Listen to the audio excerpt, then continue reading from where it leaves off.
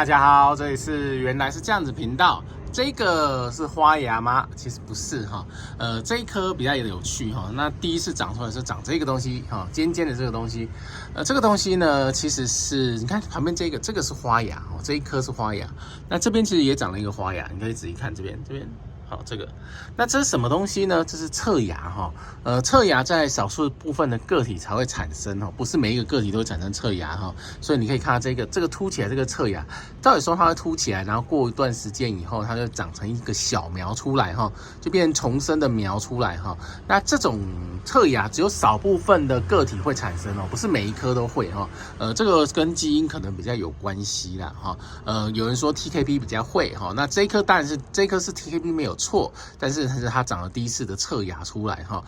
当时我本来以为它刚出来的时候，我本来还以为是花芽哈，然后后来才发现，它又从旁边长一个新的花芽出来，所以这很明显是侧芽。那侧芽跟花芽同时长，它侧芽就会停下来哈，其实侧芽会不动哈，可能要等到开花完以后才会产生小的植株变成重生，变成2颗就对了哈。那这个呢是跟其实有些个体会，有些个体不太会哈，所以这个真的是看个体的，不一定是每一颗都会的哈。像这一颗是 TKP 它的叶形比较长一些，这一颗是跟人家很久之前跟人家买的一个分生苗的个体哈，就是它是分生的个体了哈。那今年来了2个花梗哈，所以你看这边有一个花梗啊，这边有一个花梗哈。基本上现在过2天应该还会再变冷，对不对哈？花梗是应该要来的，都已经来了哈。如果没有来的话，过2天那个变冷的那个趋势也可以让它再产生花梗。最近是花梗长得非常的快哈，因为最近的温度刚好是一个20度到10度之间的这种温度，非常的舒适哈，所以它那个花梗的速度非常快哈。你可以看它的那个原本前几天还在一个点，现在已经变成这样子了哈。那隔壁这个更快哈，已经长成这样子了哈。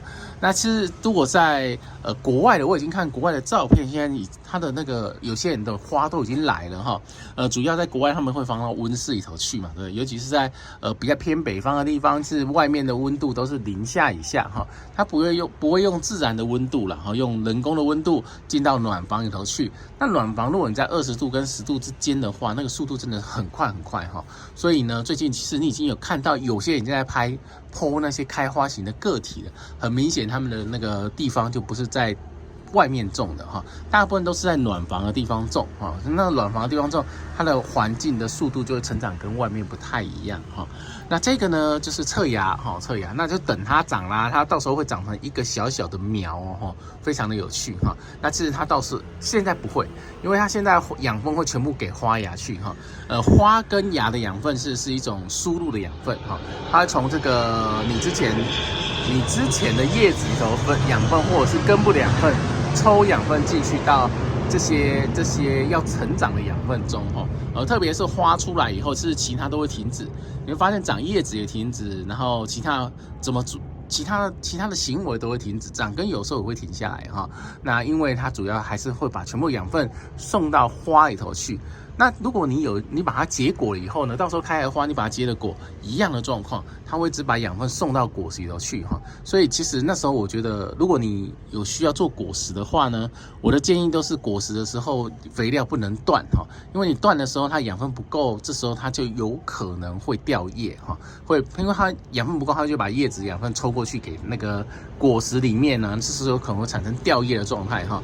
所以在养分的调配上，我觉得如果你有要结果的话，你要开花的话，要给它足够的养分哦。像现在花梗都已经出来，我就会正常回到生长肥哈。为什么生长肥呢？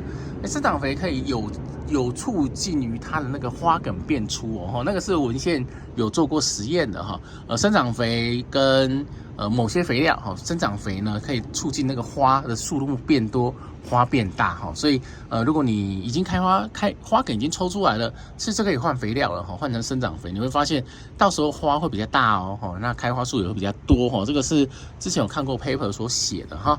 好，那你看这个也是一样哈，这个就是已经花梗已经这么长，这时候要小心哈。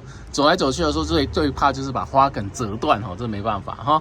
那有些甚至都已经来双花梗了，像这边，看这个，你看这个冻伤哦，非常严重哈。这个也就是双花梗，这边有一个，这边有一个，这边有一个，这边有一个哈。那双花梗就差不多，它的养分都会全部给这2个花梗去哈。